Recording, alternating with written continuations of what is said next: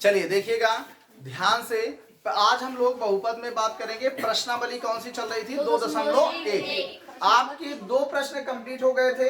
आज हम आप लोगों को तीसरा प्रश्न बताएंगे, बराबर है? हाँ सर। चलिए देखिएगा, प्रश्नावली 2.1। प्रश्नावली 2.1। देखो भैया, एक एक प्रश्न आपको बता रहे हैं। हाँ सर। और आपकी जिम्मेदारी है बढ़िया से तैयार करो। जब हम टेस्ट लेंगे तो इसी में से सारे प्रश्न पूछेंगे, ठीक है ना? तो अच्छे से तैयारी करोगे। कक्षा 9 का पेपर अलग होगा, कक्षा 10 का पेपर अलग बनेगा, ये ध्यान रखना सब लोग, ठीक है ना? तो जो बच्चे कक्षा 8 से 9 में जा रहे हैं उनका टेस्ट क्या होगा? कक्षा 9 का जो सिलेबस है वो होगा। क्लियर है? हाँ सर। तो इस चीज का ध्यान रहे सब लोग, ठीक है ना? चलिए ध्यान दीजिएगा। तीसरा प्रश्न है, कह रहा है चर x में द्विघात बहुपद का व्यापक रूप लिखिए। बहुत अच्छे से पढ़ाए थे, याद कराए थे, आपको पता होगा। चर x में द्विघात बहुपद का व्यापक रूप ax² + bx + c का माइनॉट इक्वल टू 0, जहां a b व c वास्तविक बताया गया था कि नहीं? बताया गया है ना? तो यहाँ लिखेंगे, क्वेश्चन नंबर 3 है आपका। चर x में द्विघात बहुपद का व्यापक रूप, द्विघात बहुपद का चर x में द्विघात बहुपद का व्यापक रूप लिखिए, का व्यापक रूप लिखिए। ध्यान से देखिएगा भैया सब लोग। कह रहा है प्रश्न कि चर x में द्विघात बहुपद का व्यापक रूप लिखिए। चर x में द्विघात बहुपद का व्यापक रूप लिखिए। आप बड़े प्यार के साथ इसमें जो उत्तर लिखेंगे, ax² + bx + c comma a not equal to 0, जहां a कामा b व c, जहां a कामा b व c वास्तविक संख्याएं हैं, वास्तविक संख्याएं हैं। देखिए कुछ बच्चे क्या करते हैं, उनसे पूछा जाता है द्विघात बहुपद का व्यापक रूप बताओ, तो कहते हैं ax² + bx + c। बस वो नहीं बोलते कामा ए नॉट इक्वल टू 0। अगर ये बोल भी देते हैं कामा ए नॉट इक्वल टू 0, तो ये नहीं कहते कि जहां a कामा b व c वास्तविक संख्या है, तो ये पूरा बोलना, नहीं तो गलत माना जाएगा। क्लियर है? चले आगे हम लोग। चलिए क्वेश्चन नंबर 4। क्वेश्चन नंबर 3 समझ में आ गया सबको? क्वेश्चन नंबर 4 है, देखो बहुत मजेदार प्रश्न आ गया मेरे भैया, बहुत मजेदार प्रश्न। कह रहा है 35 घात के द्विपद का, 35 घात हो और लेकिन द्विपदीय हो, इसका मतलब क्या हो जाएगा? x की पावर 35 + 1 कर दो, 2 पद हो गए कि नहीं? फिर कह रहा है 100 घात के एक पदी का एक एक उदाहरण दीजिए। अरे भैया x पावर 100 कर दिए, एक के पद तो हुआ। क्लियर हो गया? बताए थे ना पढ़ाते समय, समझाए थे ना? चलिए दूसरा प्रश्न, क्वेश्चन नंबर 4। 35 घात के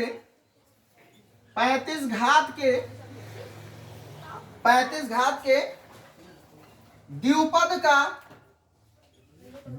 का और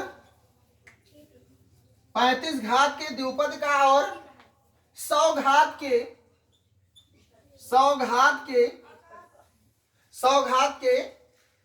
एक पदी का एक एक उदाहरण दीजिए। एक पदी का एक एक उदाहरण दीजिए, एक एक उदाहरण दीजिए।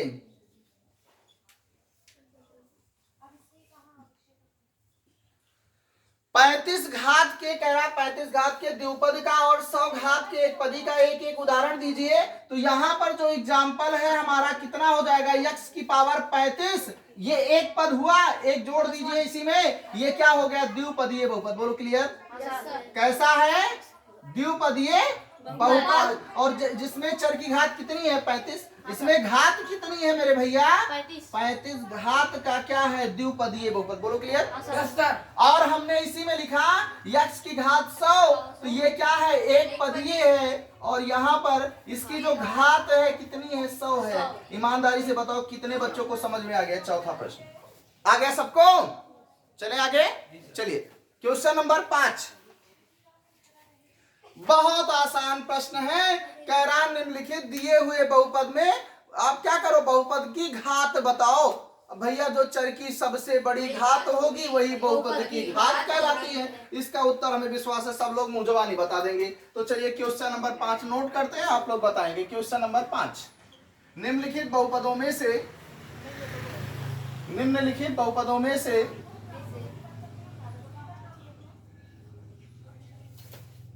निम्नलिखित बहुपदों में से प्रत्येक बहुपद की घात बताइए। प्रत्येक बहुपद की घात बताइए। प्रत्येक बहुपद की घात बताइए।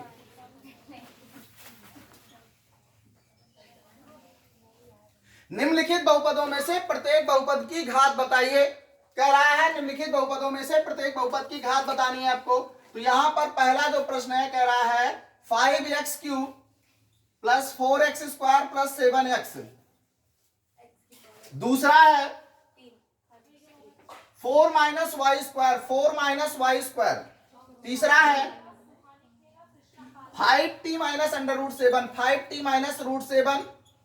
और जो चौथा है वो कितना है आपका 3 है। ईमानदारी से बताना ध्यान से। ये हमारा कैसा बहुपद है? त्रिघातीय बहुपद। देखो चर की घात सबसे बड़ी कितनी है? 3। इसलिए इसमें बड़े प्यार से हम कहेंगे घात कितनी है? 3। उत्तर हो गया। इसमें घात कितनी है? 2। बोलो क्लियर? yes, ये द्विघातीय बहुपद है, ये रैखिक बहुपद है। इसमें घात कितनी है? 1। अच्छा एक बात बताओ, ये इसमें तो भैया चर है नहीं, और जिसके साथ चर ना हो वही अचर होता है, या कह सकते हैं जिसमें चर की घात 0 होती है वही क्या होता है? अचर बहुपद कहलाता है। इसका मतलब इसमें घात क्या होगी? 0। ईमानदारी से बताओ यहाँ तक समझ में आया? फटाफट नोट करो तो आगे बताएं। इसके बाद 6वां 7वां बता के प्रश्नावली समाप्त हो जाएगी। ठीक दीदी? शिवानी दीदी समझ में आ रहा है? हाँ मन लगा के भैया पढ़ो सब लोग।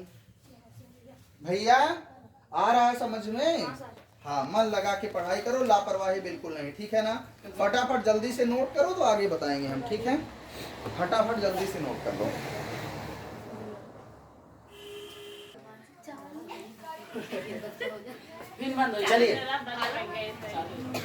चलिए भैया क्वेश्चन नंबर आपका 5 हो गया ना? क्वेश्चन नंबर 6 की बात करेंगे और उसके बाद 7 की बात करेंगे। प्रश्नावली आपकी समाप्त हो जाएगी। ठीक है? चलिए क्वेश्चन नंबर 6।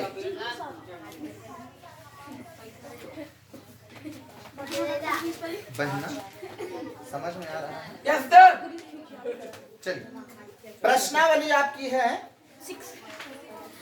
2.1 में क्वेश्चन नंबर 6। बताइए कि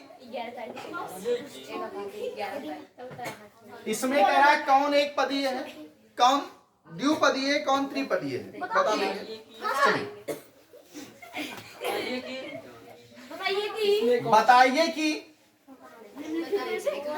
बताइए कि निम्नलिखित बहुपदों में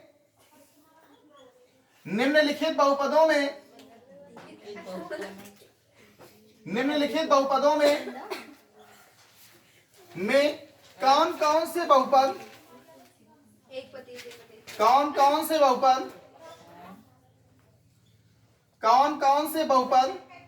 रैखिक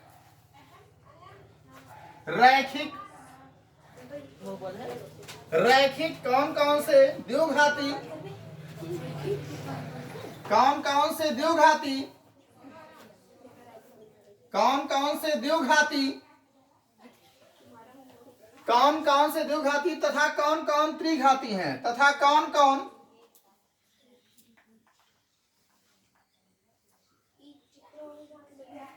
त्रिघाती हैं। पहला प्रश्न x² प्लस x। दूसरा x माइनस x³। तीसरा y प्लस y² प्लस 4।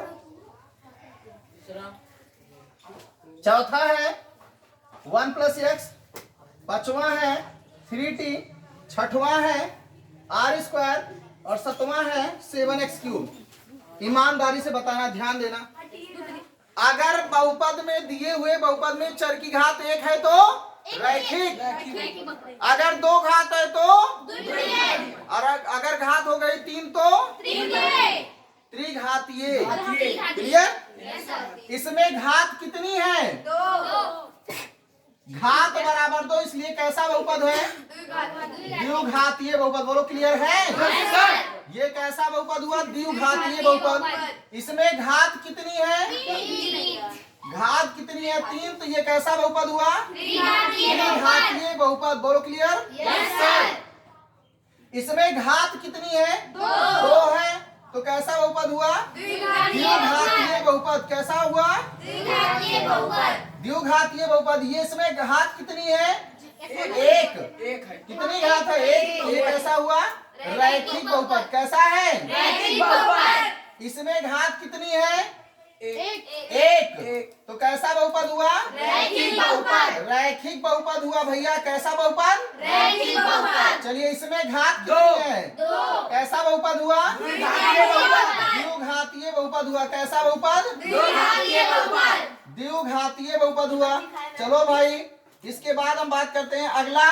इसमें घात कितनी है? 3, तो कैसा बहुपद हुआ? त्रिघातीय बहुपद। ईमानदारी से बताओ कितने लोगों को समझ में आ गया?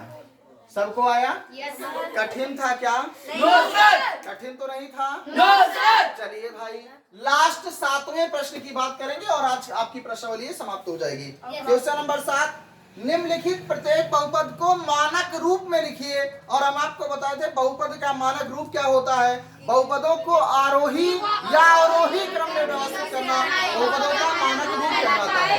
7वां प्रश्न, निम्नलिखित प्रत्येक बहुपद को निम्नलिखित प्रत्येक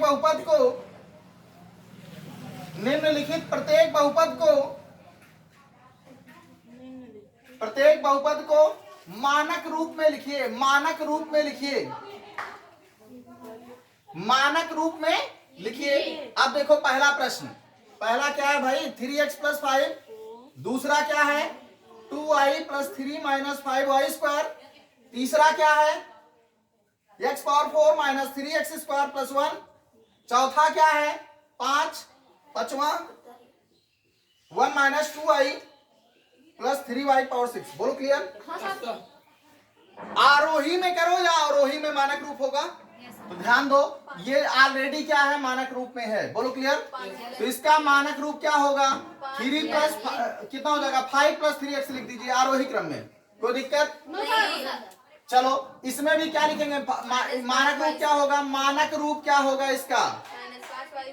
बहुत अच्छे। मानक रूप क्या होगा? -5y² + 2y + 3। बोलो क्लियर? हो गया?